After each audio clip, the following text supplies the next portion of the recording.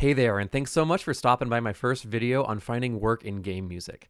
Now, the first question that I'm always asked is, how do I find work in game music? And the response that I always want to give is, I don't know, you tell me. But as you and I both know, that's really not the best answer for it. Really, what it boils down to, this probably isn't any different from what you've heard from other people. And I'm sorry to say, but the answer, again, is networking.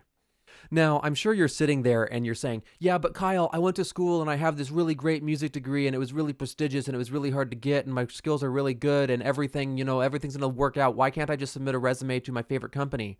And I'm really sorry to say, but in the overwhelming majority of cases, that's really not how it works.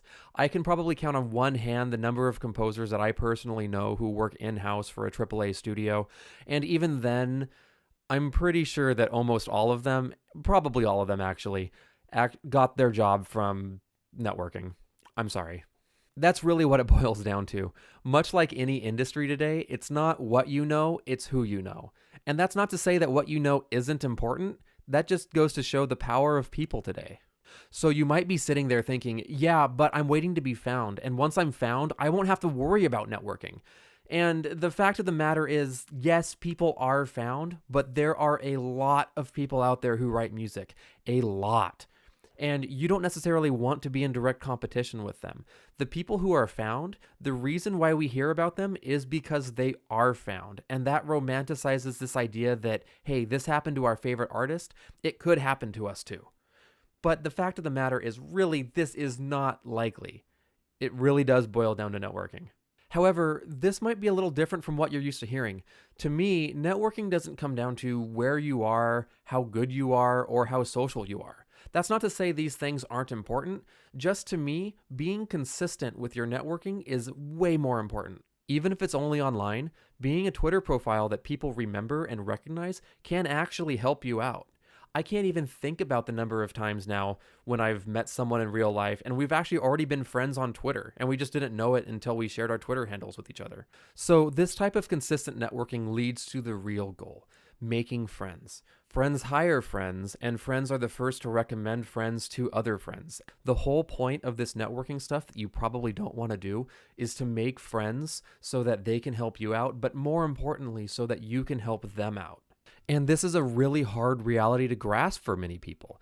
Game music is a slow burn to success. You can't just light yourself on fire with musical output alone and hope that you're going to be completely successful and be living your dream job instantly. That's just not how it works. Only just now am I beginning to find work from several people who I met 3 years ago and I became friends with. Networking is a really long haul. It works, I promise. You just have to be consistent. Now, networking is a learned skill, but I actually don't go too far in depth with my own networking. I probably should go deeper, actually. I have found a few tricks, though, that are very effective that work for me. I will cover some of these down the line as I want to keep these videos a little bit on the shorter side. But for right now, the one thing that I want you to know is get out there and start meeting people now. And when I say now, I realize that the current state of the world with everything going on right now is not an ideal outside networking situation. And Twitter and Instagram and other online platforms, they are absolutely wonderful for networking as well. You just have to be smart about it. I have several friends who are very good with all of their Twitter networking. So start picking up this skill now. That way, when everything is back to normal, you can already have some practice on it. You should never stop trying to make friends in this industry. The biggest thing for me that I've felt great about my work is when I'm able to offload work onto a friend because I know they need it. I know they need help getting started. And maybe someday, if you keep up with your networking, you can do that too. It's a really great feeling. That's all for today, everyone. Thanks for stopping by.